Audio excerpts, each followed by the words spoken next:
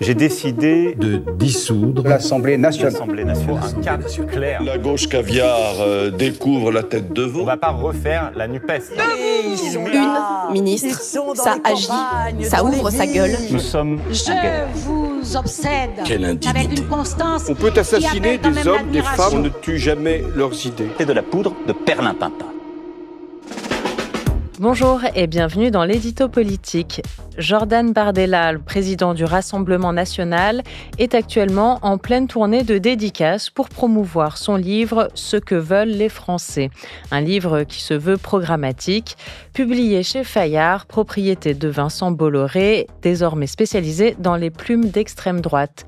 Jean-Marie Colombani, on voit des files de gens se presser pour se faire dédicacer cet ouvrage qui dit d'une certaine manière la popularité de Jordan Bardella. Qu'est-ce qui fait son succès à ce jeune homme ? Ce qui fait son succès, c'est d'abord le substrat qu'il y a derrière lui de l'ensemble des gens qui entendent voter pour le Rassemblement national aux prochaines élections, puisque les plus récentes mesures de popularité et d'intention de vote qui sont faites donnent le Rassemblement national au-dessus de 30% au premier tour, ce qui est considérable, parfois même 35%.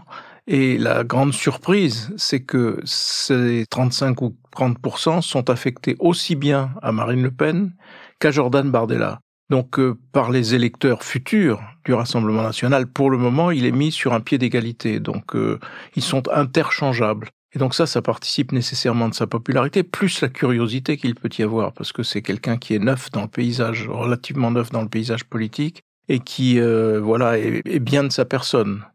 Bien habillé, bien souriant, bien presque chaleureux dans ses contacts. Donc tout ça participe du phénomène Jordan Bardella.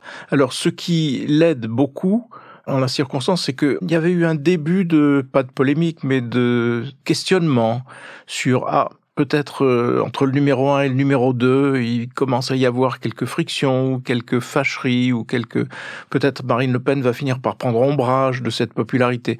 En fait, elle a coupé court à tout cela en faisant une déclaration très claire, consistant à dire, si moi je suis empêché d'aller à l'élection présidentielle, ce sera Jordan Bardella. Donc, fermez le banc. La discussion est close, et s'il est là à faire son tour de France et à se préparer, c'est aussi parce qu'il faut peut-être se préparer à ce que Marine Le Pen soit empêchée par la justice. Donc, confirmation de son inéligibilité. Ce qui se jouera dans l'instance d'appel qu'elle a demandé avant l'été.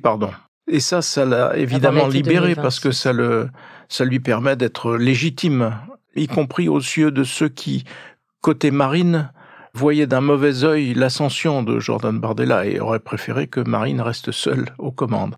Ça, c'est un atout incontestable. L'autre élément, alors qui est plus conjoncturel, qui est plus lié à aujourd'hui, c'est qu'il y a un véritable divorce entre les patrons et Emmanuel Macron. Emmanuel Macron qui, pendant des années, a quand même œuvré au bénéfice des entreprises, qui a quand même continué la politique de l'offre initiée par François Hollande, qui a permis de faire reculer le chômage, qui a permis aux entreprises d'être en meilleure santé.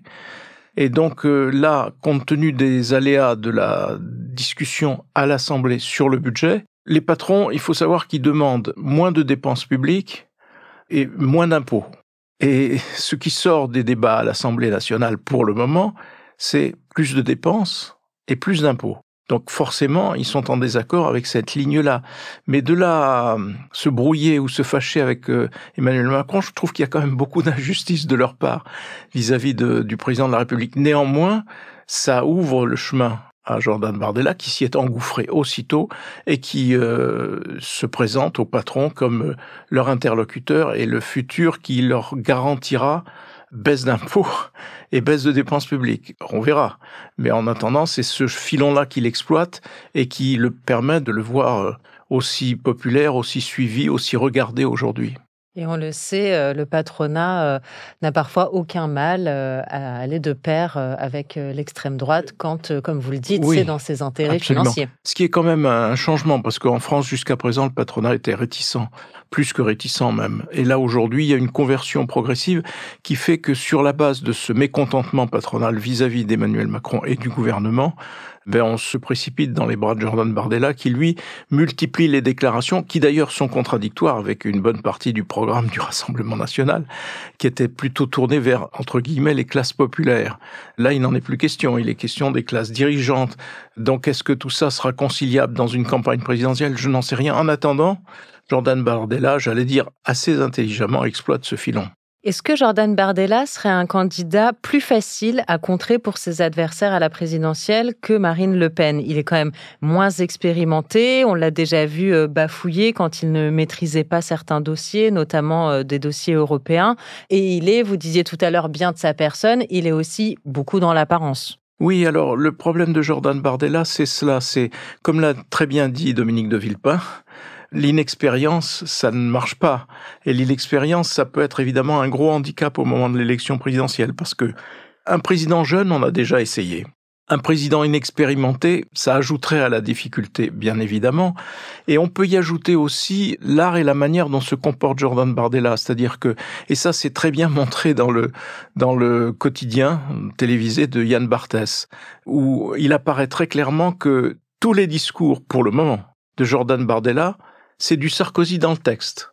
C'est le verbatim de certains discours de Sarkozy. Qui est un de ses modèles. Qui est un de ses modèles, bien sûr. Mais donc, qui montre que Jordan Bardella, il est un peu comme un acteur qui a appris son texte et qui vient réciter son texte écrit par d'autres, qui était auparavant un texte, en effet, de Nicolas Sarkozy, et c'est pas du tout sa propre pensée. Donc, on ne lui prête pas une capacité à imaginer par lui-même. On lui prête une capacité à bien répéter. Et donc, ça aussi, on a déjà eu.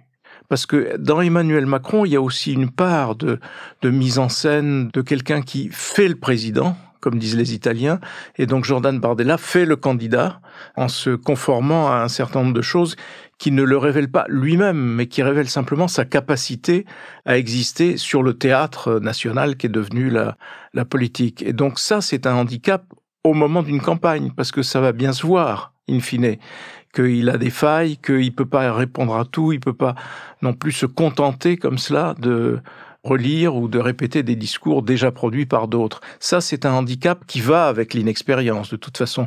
Donc ça, je pense qu'en disant cela, je pense que Dominique de Villepin a visé assez juste. Eh bien, merci beaucoup Jean-Marie Colombani pour cet édito politique. On se retrouve vendredi pour Le Monde devant soi. Merci Hélène.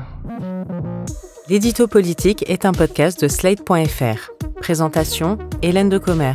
Prise de son, montage et réalisation, Aurélie Rodriguez.